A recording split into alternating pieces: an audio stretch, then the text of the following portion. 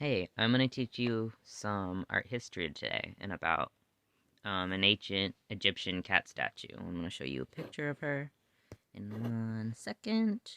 She's also was renamed the Geyer Anderson cat. So this is what she looks like. She's very majestic, very pretty. Um, all right, to the top. Right. The reason why she is known as the Geyer Anderson cat was because she was donated to the British Museum by a collector by the name of Robert Geyer Anderson. She is a cat statue from ancient Egypt and is believed to have been created during the late period, which is from c. 664 to 332 BC.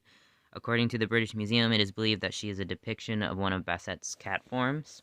This statue has an interesting history in the context of her origin and what she now represents in the modern era.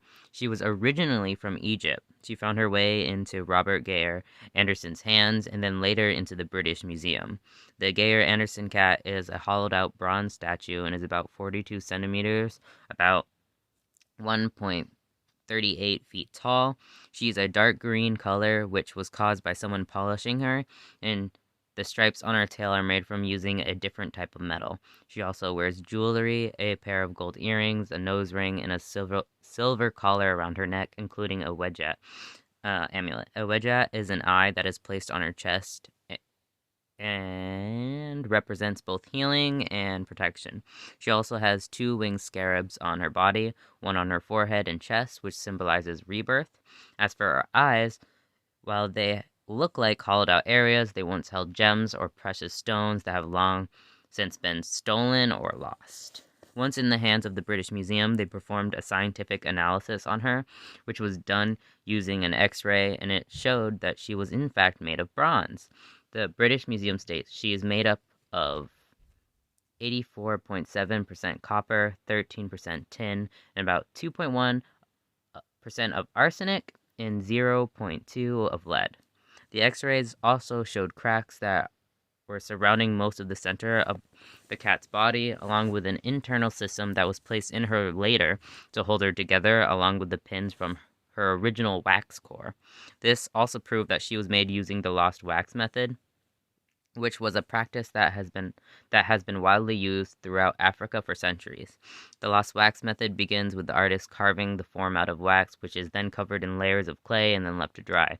Once dried, the clay is fired with the wax inside, which leaves a mold for the liquid metal, and as it cools, it creates the final statue. As for her repairs, which were also discovered by the X-rays, they were performed by Robert Geyer Anderson when he gained ownership of her in the 1930s. He repaired the large cracks on her body and inserted a metal cylinder into her head to keep her head on her body. Then, to hide the repair work, he painted her with a green paint to match the rest of her.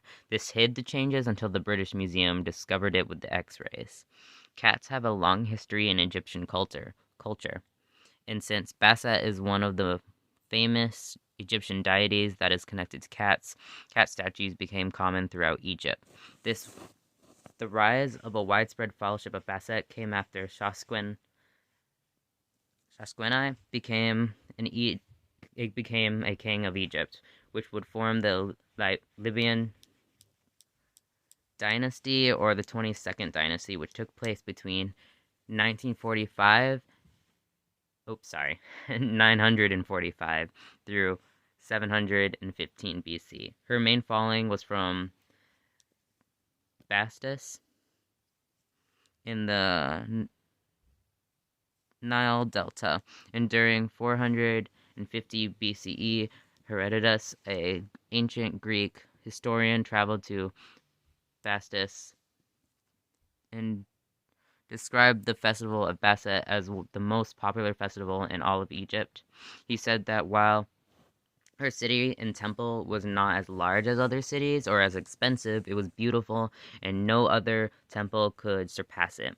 He described how popular the festival was because hundreds of thousands of people would show up to celebrate her, with festivities including singing, dancing, drinking, and praying to her in the hopes of gaining her favor.